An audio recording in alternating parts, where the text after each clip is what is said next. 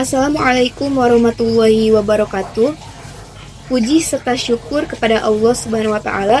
Selawat serta salam semoga tercurah limpahkan kepada Nabi Muhammad SAW. Yang terhormat dosen pengampu mata kuliah Sejarah Peradaban Islam, Ibu Arina Hasbana LH.MPD. Di sini saya akan mempresentasikan makalah saya yang berjudul Pengaruh Peradaban Islam di Eropa. Baik, di sini saya akan menjelaskan 3 poin. Poin pertama yaitu bagaimana proses masuknya peradaban Islam terhadap Eropa, dan poin kedua yaitu apa yang mempengaruhi peradaban Islam ke Eropa, dan poin terakhir yaitu apa yang menyebabkan peradaban Islam mempengaruhi peradaban Eropa. Baik, di sini saya akan menjelaskan poin pertama yaitu tentang proses masuknya peradaban Islam. Nah, sebelum datangnya Islam, tidak ada gitu kegiatan keilmuan di Eropa, bahkan tidak ada tokoh-tokoh yang mencuat tentang keilmuan gitu. Nah, keadaan ini terus berlanjut sampai tahun 711 Masehi, yang dimana tahun ini adalah tahun kedatangan Islam. Islam ini bagaikan matahari yang menyinari kegelapan.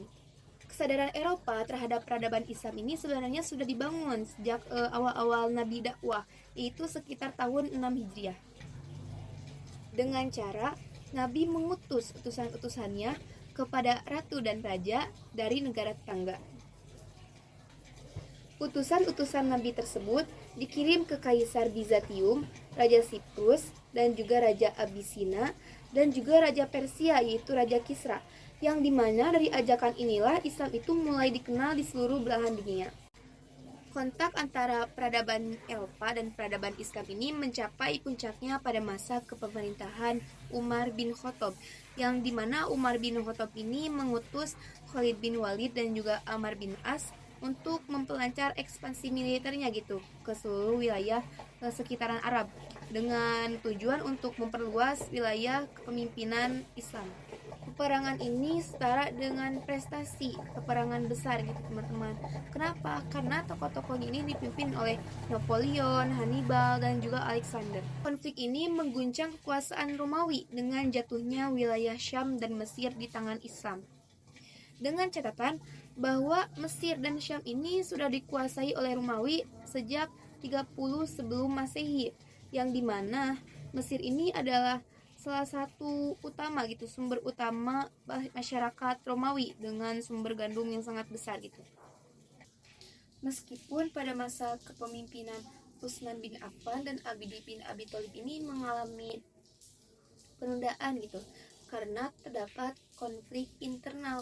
Nah, sesudah itu dilanjutkan kembali ekspansi militer ini oleh masa kepemimpinan Bani Umayyah, khususnya pada masa kepemimpinan Walid bin Abdul Malik. Islam ini masuk kepada benua Eropa ini melalui 4 faktor. Di sini saya akan menjelaskan faktor pertama, yaitu melalui Andalusia atau Spanyol. Islam ini masuk ke Andalusia atau Spanyol ini pada tahun 711 Masehi. Nama Spanyol atau Andalusia ini awalnya itu bernama Iberia atau Asbania, kemudian menjadi Andalusia, yang dimana nama Andalusia ini berasal dari bangsa Vendel, yang dimana bangsa Vendel ini adalah penguasa sebelumnya. Dalam penaklukan Spanyol ini terdapat 3 peran yang sangat penting. Yang pertama yaitu ada Tarif bin Malik, Tariq bin Ziyad, dan juga Musa bin Nusain,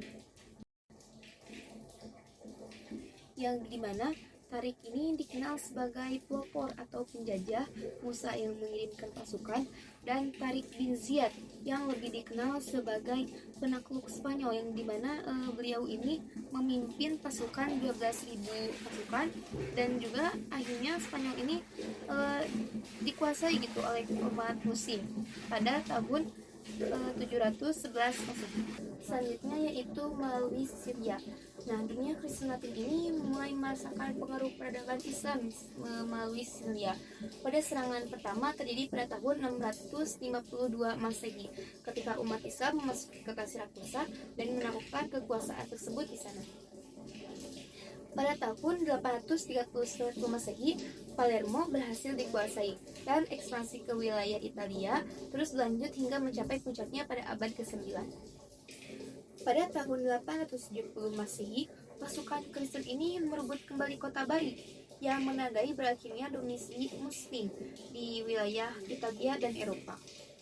Bangsa Norman dipimpin oleh Roger menaklukkan seluruh kekuatan Islam dan Bizantium di Sisilia dari tahun 1060 hingga 1901 Masehi.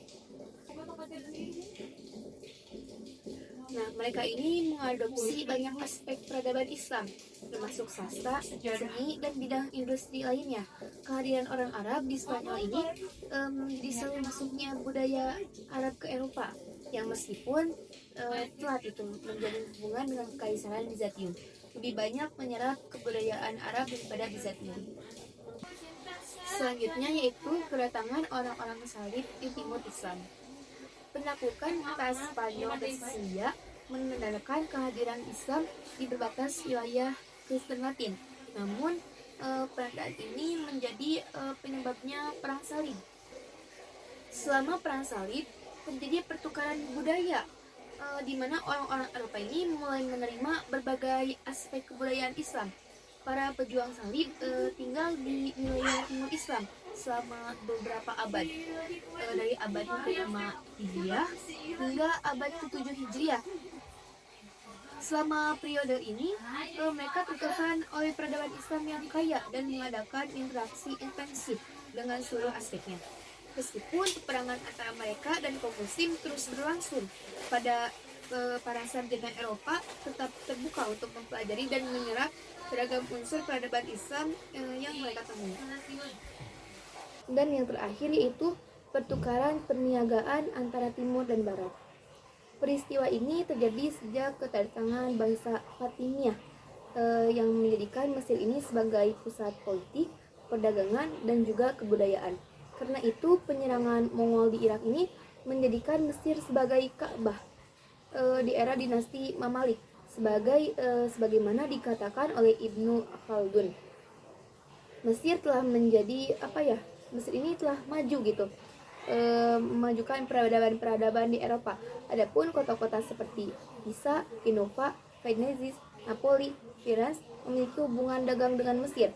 Kota-kota inilah yang kemudian menjadi bangkitnya Eropa atau yang dikenal dengan Renaissance, serta menjadi cikal bakal pencobaan modern gitu di dunia Eropa.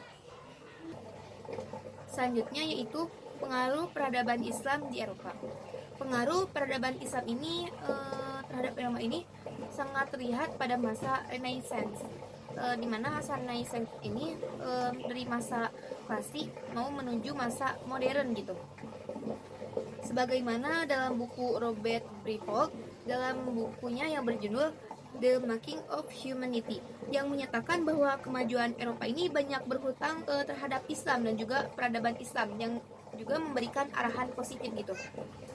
Selain itu, ilmu pengetahuan yang merupakan kontribusi paling signifikan dari peradaban Islam kepada dunia modern. Pengaruh-pengaruh lain dari peradaban Islam juga membawa pencerahan begitu bagi kehidupan bangsa Eropa. Adila Bard adalah salah satu tokoh Eropa yang pertama belajar di Toledo, yaitu pusat pendidikan Islam, yang dimana beliau ini kelak menjadi ahli matematika serta filsuf terkenal di Inggris. Nah, ketinggalan Barat ini mendorong mereka untuk mengadakan kontak dengan peradaban Islam yang dianggap maju. Pada tahun 1224 Masehi, Friedrich mendirikan Universitas Naples, yang dimana Universitas Naples ini masih berdiri sampai sekarang, yang menyertakan akademi untuk mempelajari ilmu-ilmu pengetahuan Arab dan agama Islam untuk mengembangkannya di Barat. Nah, pada abad ke-13 ini banyak sekali buku-buku karya Ibnu Rushd yang diterjemahkan kepada bahasa-bahasa mereka gitu, yang terus berjalan hingga 14 Masehi, 15 Masehi hingga seterusnya. Dan secara umum pengaruh peradaban Islam terhadap dunia Barat ini mencakup dua bidang gitu. Yang pertama yaitu ada ilmu pengetahuan alam atau natural science. Laju pertumbuhan dan perkembangan ilmu-ilmu pengetahuan pada zaman Renaissance mengalami kemajuan yang sangat pesat gitu. Kemajuan ini dicapai sebagai hasil kerja dari hasil ilmuwan-ilmuwan gitu, yang dimana ilmuwan itu adalah ilmuwan dari Muslim gitu, yang telah berusaha memindahkan ilmu-ilmu tersebut ke daratan Eropa. Yang selanjutnya dikembangkan oleh para cendekiawan Kristen. Di antara ilmu-ilmu tersebut yang dinilai sebagai warisan budaya Islam adalah ilmu astronomi, kedokteran, arsitektur, dan lainnya. Dan cabang ilmu yang kedua yaitu ada ilmu pengetahuan gitu ya, atau social science. Nah, ilmu pengetahuan ini ada filsafat dan teologi, dan juga ada ilmu sosial gitu ya. Dan yang terakhir yaitu penyebab peradaban Islam mempengaruhi peradaban Eropa. Para ahli sejarah kebudayaan Islam menyimpulkan bahwa ada 4 ciri yang menyebabkan peradaban Islam ini mempengaruhi peradaban Eropa. Selanjutnya yaitu penyebab peradaban Islam ini mempengaruhi peradaban Eropa. Nah, menurut para sejarawan, para ilmuwan bahwa ada 4 ciri yang menyebabkan peradaban Islam ini mempengaruhi peradaban Eropa. Yang pertama yaitu aktivitas kerajaan. Nah, para raja seperti Khalifah Abbasiyah seperti Al-Mansur, Harun ar-Rasyid, Al-Ma'mun, dan Al-Mutawakkil berupaya mendirikan lembaga penerjemah sekolah tinggi dan mendanai penulisan buku gitu. Dengan Al-Ma'mun sebagai tokoh utama dalam membangun sekolah-sekolah di Baghdad, Kufah, Basrah, dan juga Bukhara. Wazir Nizam al-Mulk kemudian mendirikan Akademi Nizamiyah gitu di Irak, di Universitas Andalusia. Dan Abdurrahman III dan Hakam II membangun Universitas Cordova, perguruan tinggi utama yang berada di Eropa, yang mengajarkan berbagai ilmu seperti matematika, astronomi, kedokteran, bahasa, dan juga agama.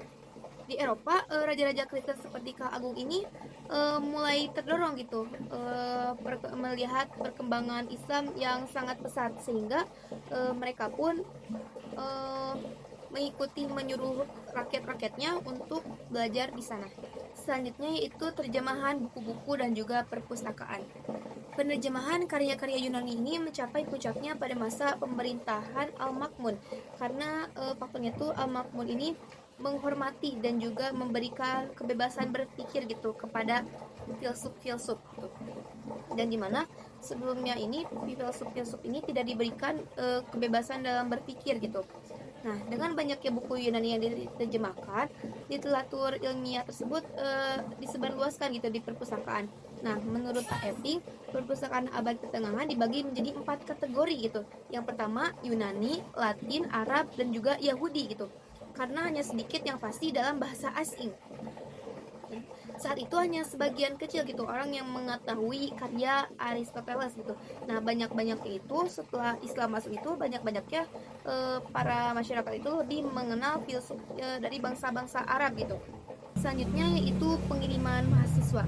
Nah, semua buku sejarah ini sepakat bahwa abad ke-10 dan abad ke-11 Andalusia atau Spanyol Islam ini merupakan negara yang paling maju gitu, dengan Cordova sebagai kota yang dikenal di seluruh Eropa.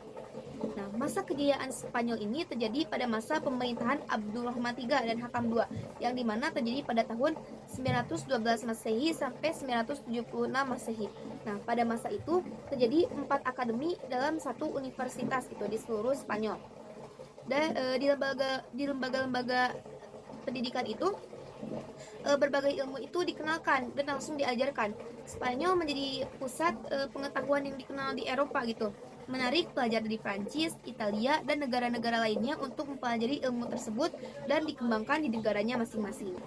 Selanjutnya yaitu yang terakhir, pengaruh perang salib. Nah, perang salib ini meskipun penuh dengan kekerasan dan dendam, secara tak terduga ini membuka jalan gitu antara kebudayaan timur dan juga barat.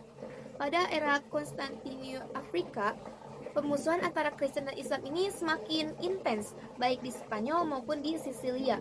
Pada masa itu, pusat pendidikan dan ilmu pengetahuan Islam ini berada di Toledo, yaitu tepatnya di Spanyol.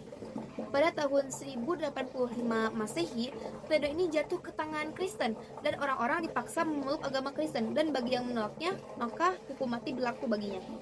Guru-guru dan cendekiawan sekolah tinggi Islam ini juga dipaksa masuk agama Kristen gitu, demi keselamatan mereka. dan mereka yang memeluk Kristen disebut Monarebes gitu. Dan tokoh-tokoh ini memainkan peran penting dalam menyebarkan ilmu-ilmu pengetahuan ke seluruh Eropa. Dengan istilah Monarebes, ilmu Islam ini lebih mudah diterima gitu di Eropa. Nah, sedangkan menurut Max Meyerhoff, seni Afrika ini memiliki sifat yang tidak terlalu baik gitu, karena memiliki sifat yang plagiasi. Jadi mereka ini menerjemahkan karya-karya bangsa-bangsa Islam dan mengklaim bahwa itu adalah hasil mereka. Meskipun perang salib ini hampir berlangsung sekitar 3 abad dan menelan banyak korban jiwa dan harta, dampaknya terhadap peradaban barat ini sangat besar. Bangsa barat jadi mengenal kebudayaan Yunani kuno dan belajar taktik militer dari tentara Islam, yang kemudian mendorong kemajuan mereka di berbagai bidang peperangan gitu. Kini itu seperti berbagai peralatan perang modern seperti rudal, pesawat tempur, dan senjata lain itu berasal dari negara tersebut. Mungkin cukup sekian presentasi yang dapat saya sampaikan. Mohon maaf atas segala kekurangannya. Wassalamualaikum warahmatullahi wabarakatuh.